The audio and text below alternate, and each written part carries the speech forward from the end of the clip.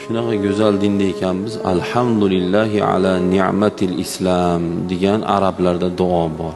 Ya'ni islom ne'matiga Xudoga shukr degan. Lekin dunyoda 8 milliarddan oshdi odam soni. Ba'zi bir statistik ma'lumotlar 8 milliard 200 milliondan oshdi deyapti. Lekin shuncha odamning ichida 2,5 milliard odamda iymon bor xolos. Bo'lish mumkin, plus minus 10 mingta, 20 mingta, 30 mingta bo'lish mumkin. Endi dunyodagi statistik ma'lumotlarni anig'i qiyin. Xudoga shukr, nariga 5,5 milliard atrofidagi qavmdan qilmaganiga shukrda.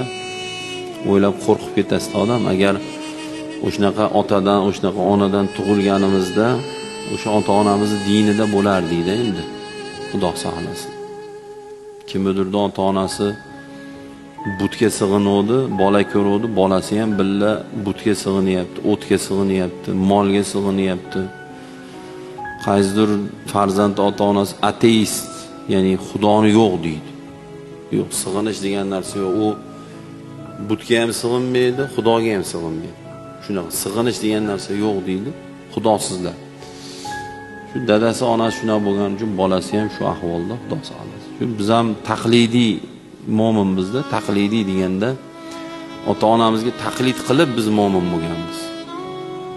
Birorta odam o'zi aqli bilan Xudoni topib yo Injil, Tavrot, Zabur, Qur'onni o'qib turib, yo Qur'on haq ekan deb topmaganda ichimizda birortamiz. Hammamiz shu ota-onamiz o'tganlarni rahmatiga olsin, hayotinglarni salomat qilsin. Yoshligidan Alloh deb qo'ying, Alloh bitta deb qo'ying, amin qilib qo'ying, la ilaha illalloh deb qo'ying deb o'rgatib, endi katta bo'lib qarasak, musulmon ekanmizda. Alhamdulillah, Xudoga shukr. Bu taqlidiy iymon ham iymon.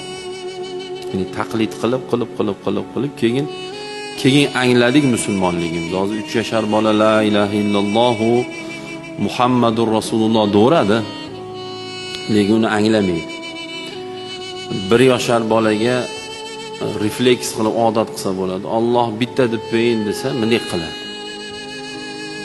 Biz mana shuni o'rgatganmiz bolalarimiz. Xursand bo'lamiz. 1 yashar bola nima u? Burnini yalab yotadigan bola. Lekin u miyasiga kiravergan, qo'lini bunday qilib ko'rsatib o'rgan, ya'ni bola ham o'rganib bunday do'radi, lekin tushunmaydi. Alloh nima, bitta nima, ikkita nima tushunmaydi u. Keyin katta bo'lib anglaydi. La ilaha illalloh, Allohdan boshqa iloh yo'q. Muhammad Rasululloh. Allohning elchisi sallallohu alayhi va sallam.